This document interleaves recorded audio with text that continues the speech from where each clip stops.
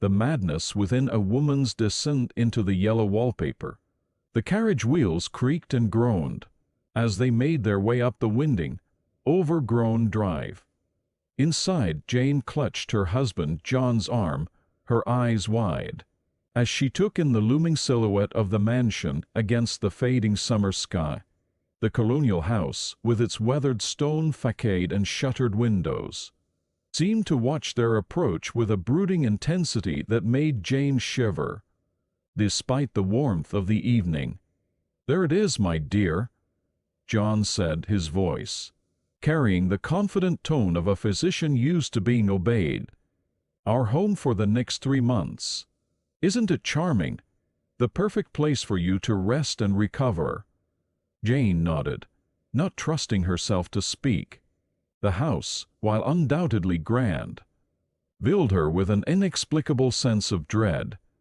But she pushed the feeling aside, reminding herself that John knew best.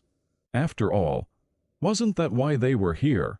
For her to recover from what John had diagnosed as a temporary nervous depression following the birth of their child?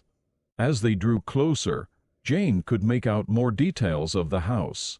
Ivy climbed the walls, its tendrils reaching like grasping fingers towards the upper windows. The garden, once meticulously maintained, had run wild, with rose bushes growing in tangled profusion and weeds pushing up between the flagstones of the path.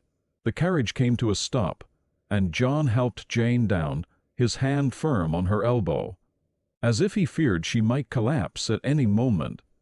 The touch, meant to be reassuring, only served to heighten Jane's sense of fragility. She took a deep breath, inhaling the scent of wild roses and damp earth, and followed her husband into the house. Inside, the air was cool and musty, carrying the faint odor of disuse and decay. Their footsteps echoed on the wooden floors as John led her on a tour of their temporary home. The rooms were large and airy, with high ceilings and tall windows that should have let in plenty of light, but heavy velvet curtains shrouded many of the windows, casting the interiors into a perpetual twilight. It was when they reached the upstairs nursery that Jane felt the first real stirring of unease. The room, clearly intended for children, had been converted into a bedroom for their stay. A massive, heavy bedstead dominated the space, its iron frame seeming to Jane like the bars of a cage. But it was the wallpaper that truly caught her attention. The paper, a sickly shade of yellow, was peeling in places, revealing patches of the plaster beneath. Its pattern was chaotic and confusing, full of twisting, intertwining shapes that seemed to move when viewed from the corner of the eye. Jane found herself drawn to it, her gaze tracing the bewildering curves and swirls. "I don't like this room, John," she said, her voice barely above a whisper.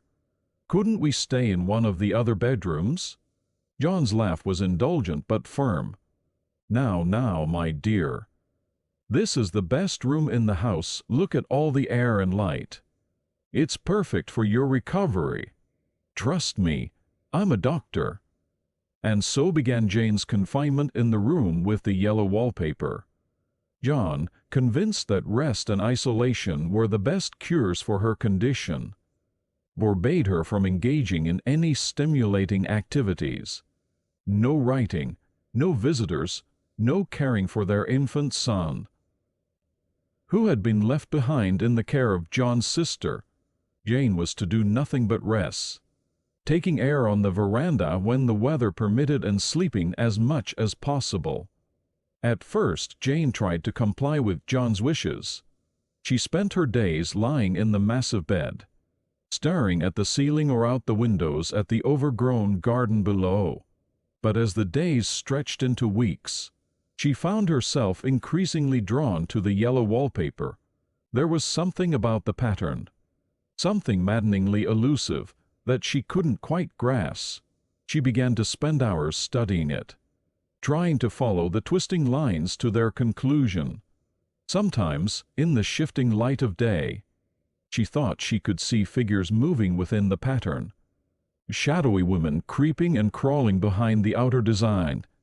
Jane knew she should tell John about her obsession with the wallpaper. But something held her back. Perhaps it was the way he dismissed her concerns, always with a patronizing smile and a reminder that he knew what was best for her. Or perhaps it was a growing sense that the wallpaper held a secret, one that she alone could uncover. As her fixation on the wallpaper grew, Jane's grip on reality began to slip. She started to see the woman in the pattern everywhere, crawling along the skirting boards, hiding in the folds of the curtains, even creeping across the lawn in the moonlight. The woman seemed to be trying to escape, to break free from the confines of the pattern. And Jane found herself sympathizing with her plight. John, oblivious to his wife's deteriorating mental state, continued to insist that she was improving. He dismissed her attempts to discuss the wallpaper, attributing her fixation to an overactive imagination. "Now, Jane," he would say, his tone a mixture of affection and exasperation, "you must use your self-control and not let these fancies run away with you. You're getting better every day, thanks to my treatment." But Jane knew better. She could feel herself changing, her mind fracturing like the cracked plaster behind the peeling wallpaper. She began to sleep during the day and lie awake at night, watching the woman in the wallpaper become more active in the moonlight. Sometimes, she thought she could hear the sound of tearing paper, as if the woman was trying to claw her way out. As her mental state deteriorated, Jane became more secretive. She started to write in a journal when John was away, pouring out her thoughts and fears onto the pages. She hid the journal carefully, knowing that John would disapprove of her engaging in such a stimulating activity. The act of writing, forbidden though it was, became her lifeline, the only thing keeping her tethered to reality. One night, unable to sleep, Jane crept from the bed and began to trace the pattern of the wallpaper with her finger. As she did so, she felt a sudden give, as if the paper was separating from the wall.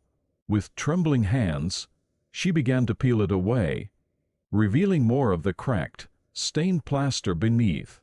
The sound of tearing paper filled the room as Jane worked feverishly, stripping away great swathes of the hated yellow paper. She worked through the night, ignoring the cuts on her fingers and the ache in her arms. By morning, long strips of paper littered the floor, and large sections of the wall stood bare. When John came to check on her, he was horrified by what he found. "Jane, what have you done?" he cried, taking in the destruction with wide eyes. Jane turned to him, her eyes wild, her hair disheveled. "I've set her free," she said, her voice eerily calm. "Can't you see? She's out now. She's crawling all over, and no one can put her back." John, realizing the extent of his wife's madness, tried to restrain her. But Jane was beyond his reach now. She began to crawl around the room, circling the walls, her fingers tracing the remnants of the yellow paper. "I've got out at last," she muttered over and over, "in spite of you and Jane. And I've pulled off most of the paper, so you can't put me back." As John watched in horror, Jane continued her circuit of the room, lost in her delusion. The woman she had seen in the wallpaper, and Jane herself had become one, indistinguishable in her fractured mind. She had escaped the pattern, but in doing so, she had become trapped in a prison of her own making. The yellow wallpaper, once merely a backdrop to Jane's confinement, had become the catalyst for her complete mental breakdown. The very treatment meant to cure her had instead driven her to madness, a stark indictment of the medical practices of the time and the societal attitudes towards women's mental health. In the days that followed, John struggled to come to terms with what had happened. He brought in specialists, sought second opinions, but the damage had been done. Jane, lost in her own world, continued to crawl along the edges of the room, always seeking a way out of a prison that now existed only in her mind. The nursery, once intended as a place of healing, had become a testament to the dangers of ignorance and the devastating consequences of dismissing a woman's voice and experiences. The yellow wallpaper, torn and tattered, remained a silent witness to Jane's descent into madness. As news of Jane's condition spread, it sparked debates in medical circles about the treatment of women's mental health. Some defended John's approach, arguing that rest and isolation were still the best cures for feminine hysteria. Others, however, began to question these methods, pointing to Jane's case as evidence of their potential harm. In time, the house was abandoned, left to decay, like the remnants of the yellow wallpaper still clinging to its walls. But the story of the woman who had been driven to madness within its confines lived on, passed down through whispers and cautionary tales. Years later, when attitudes towards women's mental health began to shift, Jane's story would be rediscovered. It would be seen as a powerful critique of the patriarchal medical practices of the 19th century, a haunting exploration of postpartum depression, and a chilling portrayal of a mind unraveling under the weight of enforced idleness and isolation. The yellow wallpaper, once a simple decorative element, had become a powerful symbol of the ways in which women's voices and experiences were silenced and dismissed. Its chaotic, maddening patterns served as a metaphor for the societal constraints placed on women, the endless, circling paths that led nowhere but back to the starting point. For those who studied Jane's case, the most chilling aspect was not the descent into madness itself, but the way in which it had been facilitated by those who claimed to have her best interests at heart. John, with his unshakable belief in his own medical expertise, had been blind to the very real suffering of his wife. His prescribed rest cure had become a form of torture, denying Jane the intellectual stimulation and creative outlets she so desperately needed. The nursery, with its barred windows and oppressive yellow wallpaper, stood as a stark representation of the ways in which women were infantilized and controlled by a patriarchal society. Jane's inability to care for her own child, coupled with her confinement in a room meant for children, highlighted the contradictions inherent in 19th-century attitudes towards women, simultaneously viewed as mothers and as childlike beings in need of guidance and control. As Jane's story spread, it resonated with countless women who had experienced similar dismissals of their own thoughts and feelings. The yellow wallpaper became a shared reference point, a shorthand for the gaslighting and medical misogyny that many women endured. In literature and art, the image of the yellow wallpaper took on a life of its own. It appeared in paintings, its swirling patterns serving as a backdrop to portraits of women with haunted eyes. Writers referenced it in their work, using it as a symbol of repression and madness. The color yellow itself became associated with mental instability and hidden dangers, lurking beneath a seemingly innocuous surface. Psychologists and psychiatrists began to study Jane's case, using it as a starting point to explore the complex relationships between environment, social expectations, and mental health. The concept of the rest cure came under intense scrutiny, with many arguing that it was not only ineffective but actively harmful, particularly for women suffering from postpartum depression. As understanding of mental health evolved, Jane's experience was recognized as a clear case of postpartum psychosis, exacerbated by isolation and lack of proper support. Her obsession with the wallpaper, once dismissed as mere fancy, was understood as a manifestation of her deteriorating mental state, a projection of her inner turmoil onto her surroundings. The story of the Yellow Wallpaper also sparked discussions about the importance of creative expression in maintaining mental health. Jane's forbidden journal writing, the one activity that had helped her cling to sanity, became a powerful argument for the therapeutic value of art and writing. In time, the house where Jane had experienced her breakdown became something of a pilgrimage site for those interested in women's history and mental health advocacy.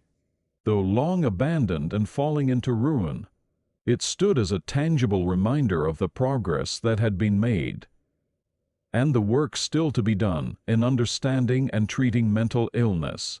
Visitors to the house often reported feeling a sense of unease, particularly in the former nursery. Some claimed to see movement out of the corner of their eye, or to hear the faint sound of tearing paper. Whether these experiences were genuine supernatural occurrences or simply the power of suggestion at work, they served to keep Jane's story alive, a ghostly cautionary tale echoing through the years. As the field of psychology advanced, Jane's story continued to offer valuable insights. Her descent into madness, meticulously documented in her secret journal, provided a rare first-hand account of a mind in crisis.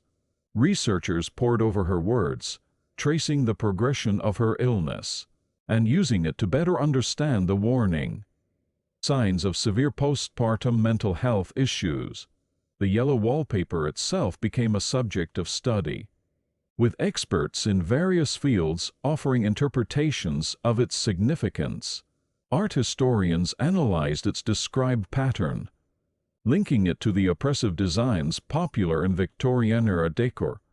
Literary scholars delved into its symbolic meaning, seeing in its chaotic swirls a representation of the maze-like social structures that trapped women of the time. In the realm of feminism and women's studies, the Yellow Wallpaper took on iconic status.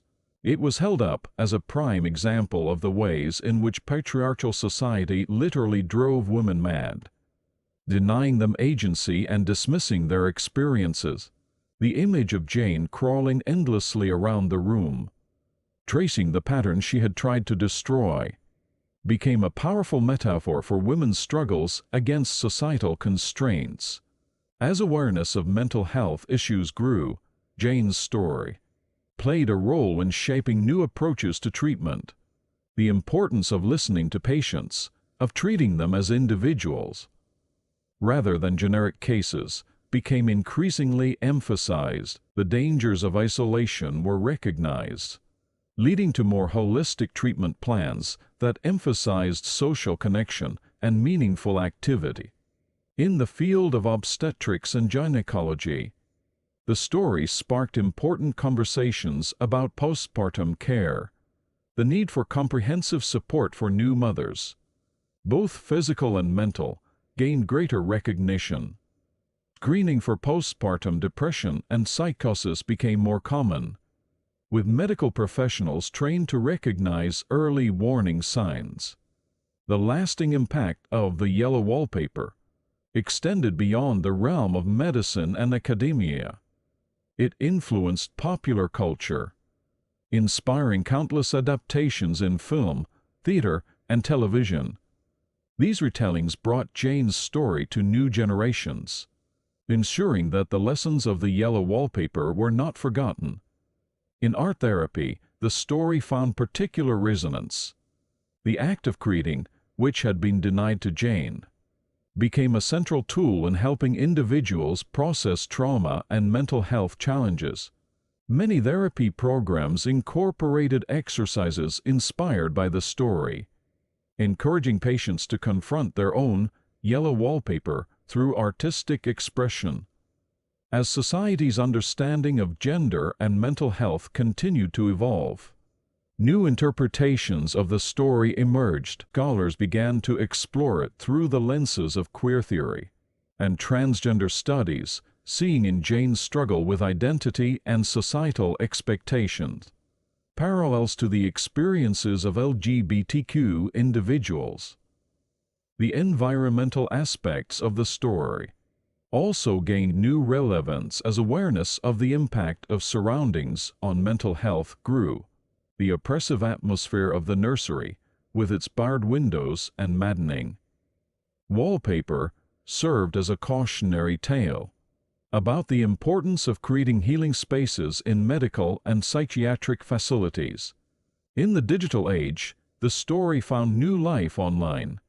Social media campaigns used the yellow wallpaper as a symbol for raising awareness about postpartum depression and advocating for better mental health care.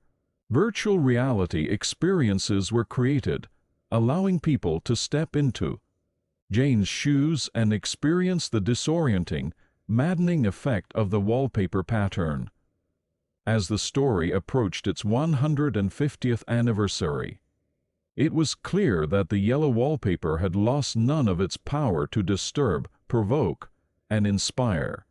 It remained a potent reminder of the progress made in understanding and treating mental illness, particularly in women, while also serving as a warning about the dangers of dismissing or silencing marginalized voices. The nursery in the old colonial mansion may have long since crumbled to dust, the yellow wallpaper nothing more than tattered fragments. But the story of the woman who had been confined there, who had seen faces in the pattern, and eventually lost herself within it, lived on.